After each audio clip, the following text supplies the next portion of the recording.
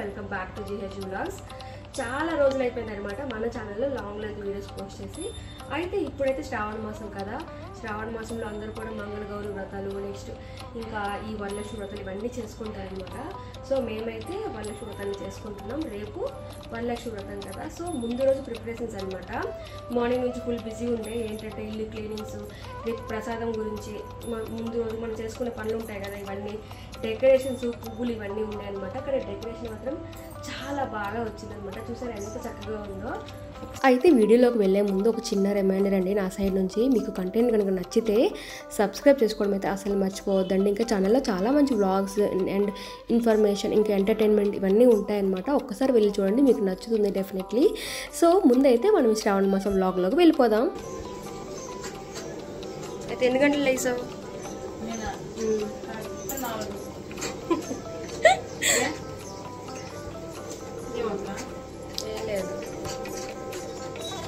శ్రావణ మాసం రాగానే మన ఆడవాళ్ళందరికీ ఒకటే ఉంటుందన్నమాట, ఎప్పుడు ఈ వ్రతం చేసుకుందామా, ఎప్పుడు అమ్మవారిని అందంగా చక్కగా అలంకరించుకుందామా, ఇంకా మనస్ఫూర్తిగా అమ్మవారిని చూసుకుందామని మనందరికీ అనిపిస్తుంది కదా.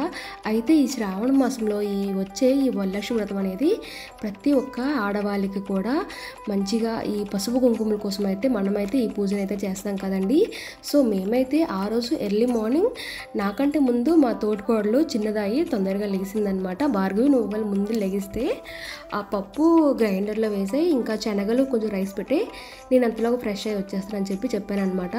ఒక సైడ్ అయితే వంట అవుతుంది, ఇంకొక సైడ్ అయితే అమ్మవారు కూర్చోడానికి పీఠాన్ని అయితే తయారు చేస్తున్నారు అత్తయ్య ఇంకా మా ఆయన. మనం పీఠాన్ని వేసుకునేటప్పుడు ఆ పీఠం పైన బియ్యము, నెక్స్ట్ కొంచెం పసుపు కుంకుమ, ఇంకా ఒక కాయిన్ పెట్టి మనం ఒక కుండతో బియ్యాన్ని అయితే పెట్టుకుంటామండి.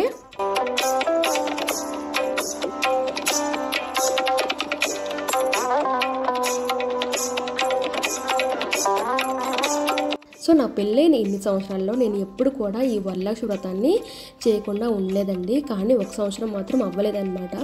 ఎందుకంటే మేము ఊర్లో అంటే విలేజ్లో బాబావారి టెంపుల్ని కట్టించాం కదండి, ఆ టెంపుల్ కింద ఒక ఫంక్షన్ హాల్ కూడా కట్టించాము. సో దాని ప్రారంభోత్సవానికి అయితే విలేజ్కి వెళ్ళామన్నమాట. సో దానివల్ల ఒక సంవత్సరం అయితే మిస్ అయిపోయింది. అదొక్కటే కానీ ఇంక ఇప్పుడు వరకు కూడా నేను ఎప్పుడు కూడా ఒక సంవత్సరం కూడా ఆగలేదన్నమాట ఈ వరలక్ష్మి వ్రతాన్ని చేయకుండా. అయితే మా ఇంట్లో మాత్రం ప్రతి సంవత్సరం కూడా వరలక్ష్మి వ్రతం కోసం షాపింగ్ నెల రోజుల ముందు నుంచి అలా ఏం ఉండదండి, ముందు రోజే జరుగుతుందన్నమాట.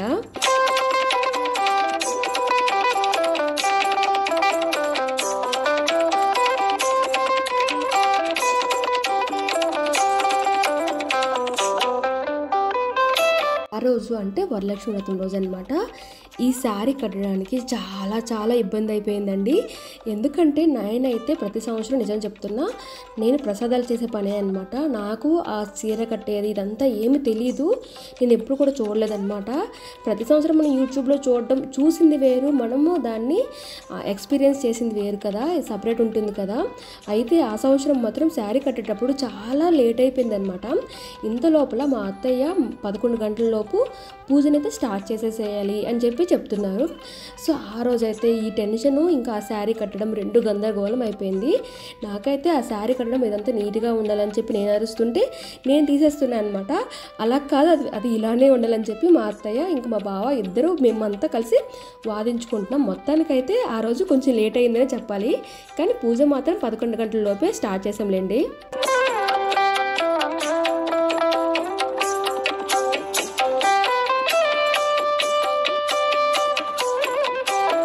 ఇప్పుడు యూట్యూబ్ చూస్తుంటే చాలండి, అసలు ప్రతి ఒక్కళ్ళు ఎంత గ్రాండ్గా చేస్తున్నారంటే చాలా గ్రాండ్గా చేస్తున్నారనమాట. ఆ అమ్మవార్లు, నెక్స్ట్ ఆ డెకరేషను, ఆ ముత్తైదవులకి ఇచ్చే వాయనాల్లో గిఫ్ట్లు ఇవన్నీ చూస్తుంటే నాకు అమ్మ బాబోయ్ ఏంట్రా బాబు వీళ్ళు ఇలా చేస్తున్నారని అనిపిస్తుంది. కానీ నాకు పెళ్ళైన ఫస్ట్లో కొబ్బరికాయకి పసుపు రాసి దానిపైనే అమ్మవారికి కళ్ళు, ముక్కు ఇవన్నీ కూడా గీసేవాళ్ళండి. నాకైతే ఎంత బాగా అనిపించేదో. అసలు నాకు పెళ్ళి కాకముందు వరకు కూడా ఈ వరలక్ష్మి వ్రతం అంటే ఏంటో అస్సలు తెలియదు అనమాట. పెళ్ళైన నుంచి నేను స్టార్ట్ చేశాను ఈ వ్రతాన్ని. అండ్ దానివల్ల మేము ప్రతి సంవత్సరం కూడా అంటే ప్రతి శుక్రవారం కూడా నీసు అనేది ముట్టుకోమన్నమాట. అంటే శ్రావణ మాసం మొత్తం తినము, అండ్ మొత్తం జీవితంలో శుక్రవారం అయితే నీసు అయితే తినమండి.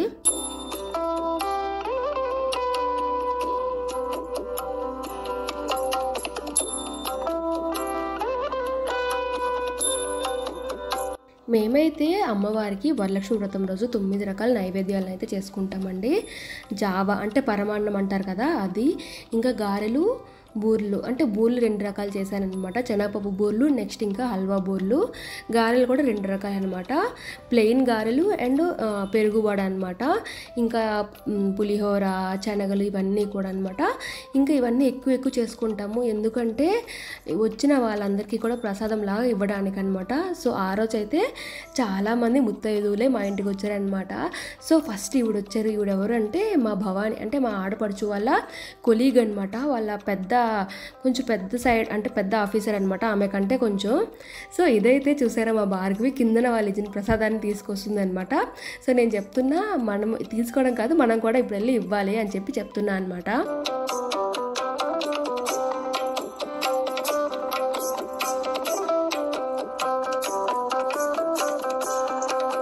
మా అత్తయ్య అంటే మా బాప మాకు చెప్పింది ఏంటంటే, వన్స్ మనం ఒక పూజనైనా నోమునైనా వ్రతాన్నైనా స్టార్ట్ చేసాము అంటే అది జీవితాంతం చేస్తూ ఉండాలి. అంటే మన లైఫ్ ఎంతవరకు ఉందో అంతవరకు చేస్తూ ఉండాలి, దాన్ని ఎప్పుడు కూడా మర్చిపోకూడదు అని చెప్తారనమాట.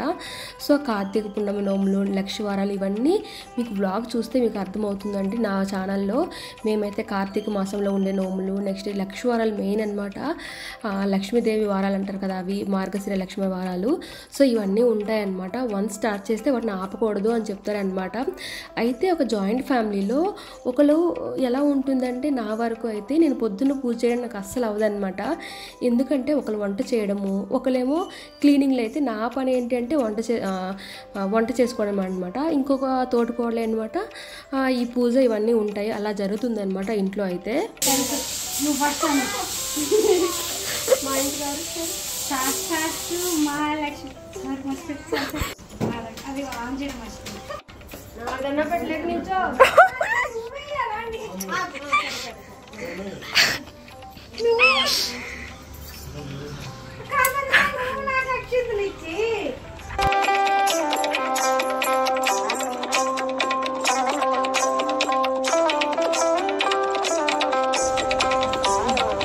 సో మీకు వీడియో చూస్తుంటేనే అర్థమై ఉంటుందండి, పూజ అయితే చాలా బాగా జరిగిందనమాట. మేము యాక్చువల్లీ పంతులు గారిని పిలుచుకుంటాము కొన్నిసార్లు. అంటే మామూలుగా ఏంటంటే ఇంట్లో పంతులు గారిని పిలుచుకుందామని ముందు డిస్కషన్ వస్తుందన్నమాట. సో ఓకే అని చెప్పి ఫోన్ చేసి పిలిపించేస్తాము. ఆ రోజు కరెక్ట్ టైంకి వచ్చి అతను అన్నీ కూడా చేయించేస్తారు. లేదు అంటే మాకే బుక్ ఉంటుంది కదండి, ఆ బుక్లో చదువుతూ బుక్ ప్రకారం ఫాలో అవుతూ పూజ అయితే చేసేస్తామన్నమాట. పూజ అయితే చాలా బాగా చక్కగా జరిగిందనమాట. ఆ రోజు మా అమ్మవారు పసుపు రాసుకుని చక్కగా ముత్తైదువులాగా ఎంత అందంగా ఉన్నారో ఎవ్వరు దిష్టి పెట్టద్దండి. చాలా బాగా కుదిరిందనమాట. పూజ అయితే చక్కగా మంచిగా అయిపోయింది. సో ఇక్కడైతే మా భార్గవి నాకు పసుపు రాస్తుంది కాళ్ళకి. ఇంకా నేనైతే ఇక్కడతో ఈ వ్లాగ్ని అయితే ఎంజాయ్ చేస్తున్నా. ఇంకా లాస్ట్లో మా సరదా చూడండి మీరే. రండి నా సైడ్ నుంచి. మీకు కంటెంట్ కనుక నచ్చితే సబ్స్క్రైబ్ చేసుకోవడం అయితే అసలు మర్చిపోవద్దండి. ఇంకా ఛానల్లో చాలా మంచి వ్లాగ్స్ అండ్ ఇన్ఫర్మేషన్ ఇంకా ఎంటర్టైన్మెంట్ ఇవన్నీ ఉంటాయన్నమాట. ఒక్కసారి వెళ్ళి చూడండి, మీకు నచ్చుతుంది డెఫినెట్లీ.